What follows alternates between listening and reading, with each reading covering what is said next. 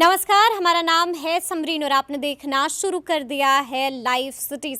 देखिए, बिहार में जहां एक तरफ कड़ाके की ठंड पड़ रही है, वहीं दूसरी तरफ बिहार की सियासत में काफ़ी गर्मी है। देखिए, आपको मालूम है कि लगातार बड़े बड़े नेता एक दावा ज़रूर कर रहे हैं, साफ साफ लहजे में कह रहे हैं कि खरमास बिहार में भारी पड़ जाएगा। साफ साफ कह रहे हैं कि खरमास में बड़ा खेल हो जाएगा और बिहार की राजनीति में बड़ा उथल पुथल भी देखने को मिलेगा। देखिए, आपको बता दें कि चर्चा के बाजार में एक चर्चा तो जनाब ये भी है कि मुख्यमंत्री नीतीश कुमार दोबारा से एनडीए में शामिल हो सकते हैं।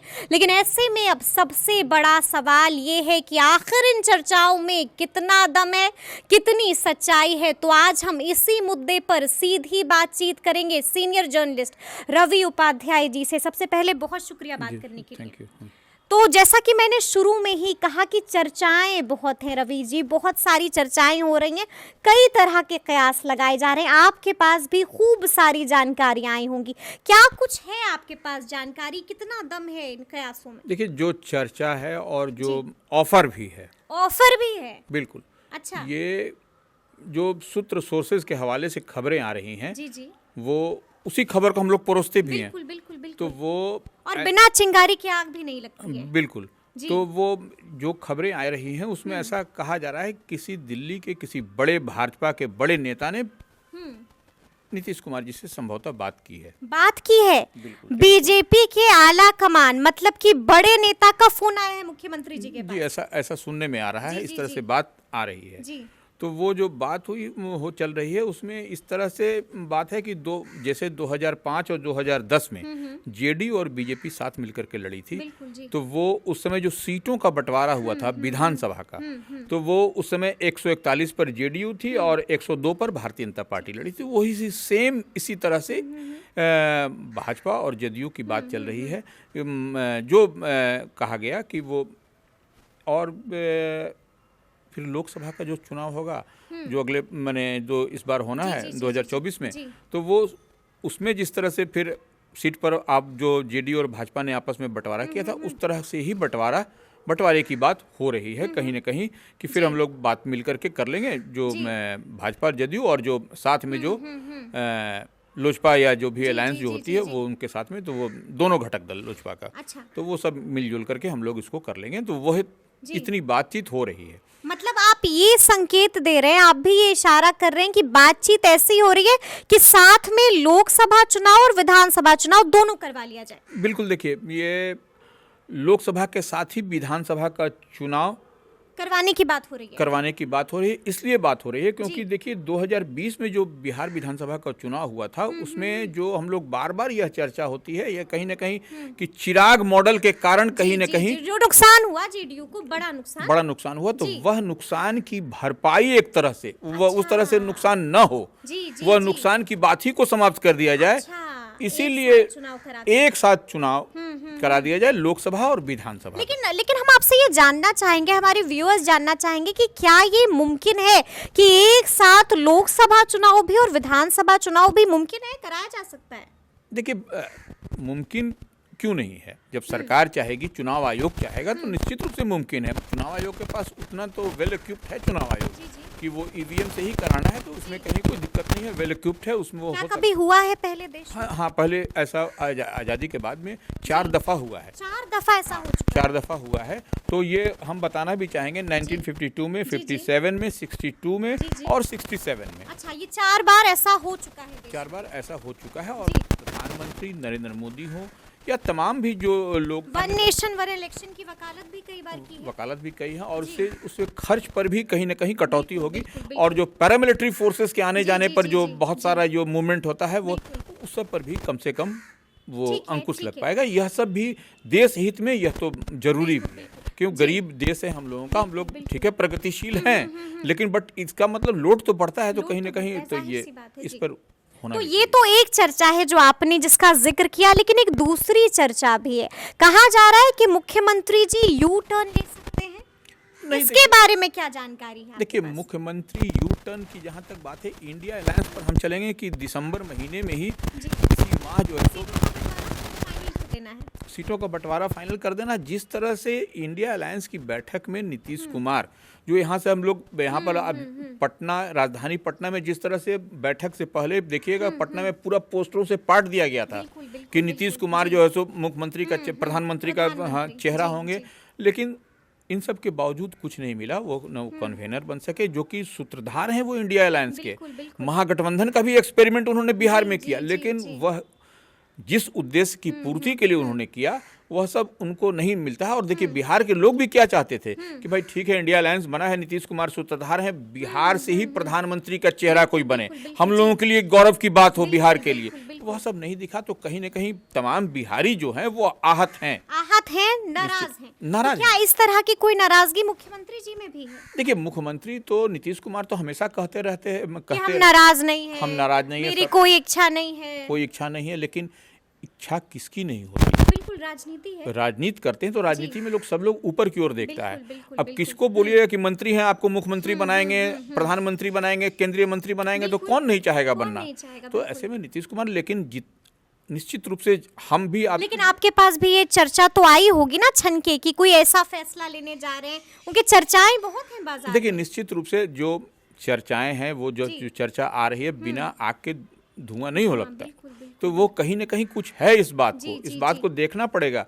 और आपने तो बोल भी दिया है कि फोन भी आया है, जो सूत्र बता रहे हैं। देखिए जो सोर्सेज के हवाले से खबर आई है वही हम लोग बता रहे हैं, तो उतनी बात तो है, उतनी बात है। अच्छा, हम आपसे ये भी जानना चाहेंगे कि एक मिनट के लिए हम मान लेते हैं कि मुख्यमंत्री जी कोई इस तरह का फैसला लेने वाले हैं और एक बार फिर से यू टर्न लेने वाले हैं, तो हम आपसे जानना चाहेंगे कि अगर मुख्यमंत्री जी ये फैसला लेते हैं तो सबसे ज्यादा फायदा किसका और सबसे ज्यादा नुकसान किसका होगा? क्या लगता है, क्या कहता है आपका? देखिए निश्चित रूप से अगर यदि मुख्यमंत्री एनडीए के साथ में जाते हैं, नीतीश कुमार जाते हैं, तो निश्चित रूप से जो सी वोटर का सर्वे है आज के डेट में, वह जो दिखाई पड़ रहा है, तो वह जो है सो टोटल आपको उलट दिखाई पड़ेगा। अच्छा, सी वोटर का सर्वे का जिक्र किया है, तो पहले तो हम चाहेंगे कि एक बार आप बता दीजिए कि वो सर्वे में क्या कुछ निकल के देखिए सी वोटर जो सर्वे करता रहता है, वो हाँ, तो वो उसमें एनडीए को बिहार में 16 से 18 दिखाया गया है। अच्छा। और INDIA को 21 से 23। मतलब आप ये कह रहे हैं कि बीजेपी को बिहार में बड़ा झटका? बड़ा झटका। तो यह जब जो बीजेपी, जो एनडीए कह रही है कि अब की बार 40 में 40 और देश में 400 प्लस, तो यह इस परिस्थिति में यह जो सी वोटर का सर्वे है, यह नीतीश कुमार के इंडिया अलायंस में रहने का है के समय। तो यह अगर नीतीश कुमार शिफ्ट कर जाएंगे, उधर चले जाएंगे, तो यह टोटल जो सिनेरियो दिखाई पड़ रहा है, जो सीट का जो दिखाई पड़ रहा है, वो टोटल और वोटिंग परसेंटेज भी आपको पलट जाएगा। तो वोटिंग परसेंटेज भी जैसे दिखा रहा है ना, इंडिया को जो है सो दिखा रहा है 43, एनडीए को दिखा रहा है 39 और अन्य को 18%, तो यह भी पलट जाएगा। ये भी पलट जाएगा। तो यही भारतीय जनता पार्टी के थिंक टैंक यही सोच भी रहे हैं कि यह इसी दिशा में कवायद भी हो रही है। तो मतलब आप कह रहे हैं कि सबसे ज्यादा फायदा इसमें होगा बीजेपी का, बीजेपी बम हो जाएगी निश्चित रूप से। मुख्यमंत्री कोई ऐसा फैसला लेते हैं निश्चित रूप से 100% अगर यदि हम ये कहें, तो ये भारतीय जनता पार्टी के जो थिंक टैंक है, जो चाणक्य हैं, वो तमाम लोग इस दिशा में काम कर रहे हैं, तभी यह सब दिखाई भी पड़ रहा है। जो गहमा गहमी आपाधापी, राजनीतिक आपाधापी जो दिखाई पड़ रही, उथल पुथल, तो वही दिखाई पड़ रहा है। अच्छा, ये बताइए कि आपने ये तो बता दिया कि सबसे ज्यादा फायदा किसका, सबसे ज्यादा नुकसान किसका होगा इस फैसले से? देखिए निश्चित रूप से अगर यदि नीतीश कुमार फिर से जाते हैं एनडीए में, तो इसमें आरजेडी को नुकसान होता हुआ दिखाई पड़ेगा। नुकसान होगा, निश्चित रूप से नुकसान होगा जी। और नीतीश कुमार अगर यदि एनडीए में जाते हैं, तो जो अभी जो एक मैसेज भी भारतीय जनता पार्टी की ओर से एनडीए की ओर से दिया जाएगा या देने का बात होगी, या चले भी जाएंगे, तो अपने आप स्वतः वो सबके नजर में आ जाएगा कि जो इंडिया अलायंस के जो चेहरा हुआ करते थे, जो सूत्रधार थे, पहली बैठक जो पटना में हुई, वही जो है सो देखिए हमारे पाले में। बिल्कुल। तो ऐसे में तो निश्चित फिर रूप तो इंडिया गठबंधन रहेगा ही नहीं, इंडिया गठबंधन रहेगा भी, तो वह जो दिखाना चाह रहा है, वह जो सूत्रधार ही चला जाएगा, जो सूत्रधार ही चला फिर जाएगा, कहाँ रहेगा दम? वही हम कह रहे हैं। तो ये एक बड़ी बात होगी और निश्चित रूप से यह फिर भद पिटेगी इंडिया अलायंस की, निश्चित रूप से। देखिए, हम लोग लगातार चर्चाओं पर बात कर रहे हैं। एक चर्चा मार्केट में है और ये चर्चा काफी जोरों से है कि अब तो बीजेपी भी चाहती है कि मुख्यमंत्री बन जाएं तेजस्वी यादव। क्या कुछ ऐसी चर्चा की जानकारी आपके पास देखिए, निश्चित भी रूप से भारतीय जनता पार्टी तो चाहेगी ही, चाहेगी? क्योंकि क्यों, इससे क्या फायदा होगा तेजस्वी बीजेपी के बनने से जो भारतीय जनता पार्टी को भी वह सूट करता है और आरजेडी को भी सूट करता है, क्योंकि इन लोगों के दोनों की राइवलरी है, माने राजनीतिक राइवलरी। इनको कहेंगे, वो लोग कहेंगे जंगल राज, ये लोग कहेंगे देखिए हिंदू कार्ड, ये वो तो सनातन, वो तमाम तरह की बात बोलेंगे। तो यह एक दूसरे के खिलाफ ये लोग लगे रहेंगे, तो यही एक दूसरे को सूट भी करता है। तो यही बात दिखाई पड़ रही है। मतलब आप ये कह रहे हैं कि अगर कोई ऐसा फैसला होता है कि जिस तरह की चर्चाएं हो रही हैं कि चाहती है कि एक बार मुख्यमंत्री बन जाए, निश्चित रूप से, तो क्या कुछ ऐसा मुमकिन आपको दिखता है? क्या कुछ ऐसा हो सकता है? नहीं, देखिए, हमको तो अभी दूर दूर तक यह दिखाई नहीं पड़ रहा है, क्योंकि नीतीश कुमार अगर यदि साथ में रहते हुए महागठबंधन में अगर तेजस्वी को बना देते हैं, जैसा उन्होंने वो बार बार कहते हैं कि 2025 में हम लोग लड़ेंगे विधानसभा का चुनाव तेजस्वी के नेतृत्व में, तो वह तब विषय अलग होगा।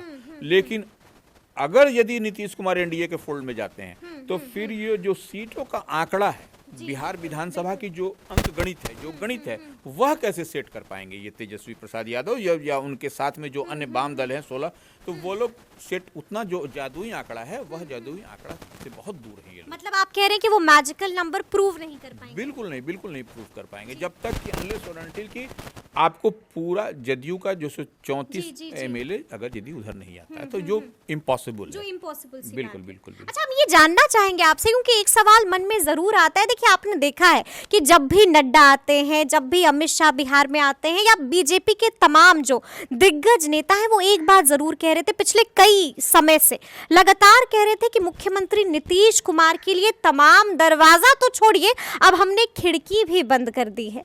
तो क्या वो इतना बड़ा रिस्क लेंगे कि मुख्यमंत्री को दोबारा एनडीए में शरीक करेंगे? देखिए, वो अमित शाह क्या कहते हैं क्या नहीं कहते हैं, लेकिन नीतीश कुमार की सेकंड नंबर है भाई बीजेपी में, लेकिन नीतीश कुमार की प्रधानमंत्री नरेंद्र मोदी के साथ में है।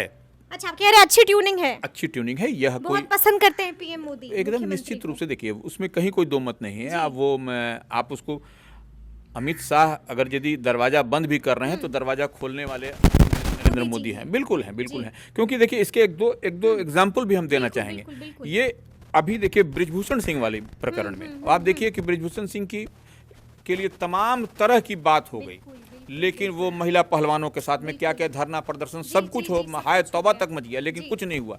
लेकिन जब ही उनको लगा कि 40 सीट पर जो उत्तर प्रदेश, राजस्थान, हरियाणा में इसका इम्पैक्ट पड़ेगा जाट वोटों का, वो देखिए बृजभूषण सिंह को कहाँ दरकिनार कर दिया गया, एकदम साइड ट्रैक कर दिया गया।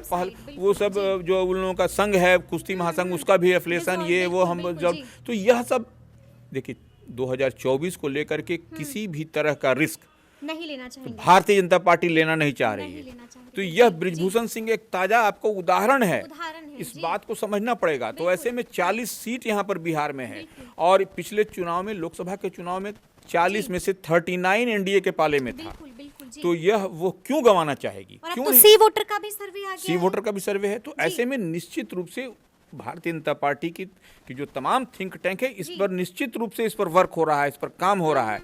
और देखिए, एक बात तो और समझना पड़ेगा हम कि नीतीश कुमार की पार्टी जो है, वो दिल्ली में 29 दिसंबर को क्या करने जा रही है। राष्ट्रीय कार्यकारिणी और राष्ट्रीय परिषद की बैठक होगी, तो पहले जो है सो आपको राष्ट्रीय परिषद की बैठक होगी, उसके बाद राष्ट्रीय कार्यकारिणी। तो वो क्यों होने जा रहा है? यह सब भी कुछ न कुछ अहम है, बिल्कुल, जो दिखाता है कि कुछ तो बड़ा होने जा रहा है। इसी तरह से इतना बड़ा कार्यक्रम नहीं रखा जाता है किसी भी पॉलिटिकल दल का। इससे पहले भी हम लोगों ने देखा, पटना में और राजगीर में भी जेडीयू का हुआ था इसी तरह का। तो ये ऑल ऑफ ए सडन ये सब दिखाई पड़ रहा है। और ठीक है, ललन सिंह का 2 साल का कार्यकाल पूरा हुआ है, इसका मतलब यह नहीं दिखाई पड़ा, लेकिन कहीं ना कहीं अंदर खाने में कुछ है। अच्छा, लेकिन एक बात तो तय है ना कि कहा जाता था कि जिधर भी रहेंगे मुख्यमंत्री नीतीश कुमार, उसका पलड़ा भारी रहेगा। और अभी सी वोटर का जो सर्वे है वो भी इसी की तरफ इशारा कर रहा है। तभी तो दिखाई पड़ रहा है कि और जो तभी शायद बीजेपी को जरूरत भी आ गई है हाँ मुख्यमंत्री जी वही की। अब देखिए ये जी। इसीलिए अब भारतीय जनता पार्टी को रिस्क लेना नहीं चाह रही रिस्क है। नहीं लेना अब चाहती तक जो हुआ सो हुआ। ठीक है। अब चले आइए जो भी समझौता हम लोग विधानसभा का ही बात कर लें, इसका भी अब लोकसभा बार्गेनिंग का दौर शुरू अब शुरू हो गया।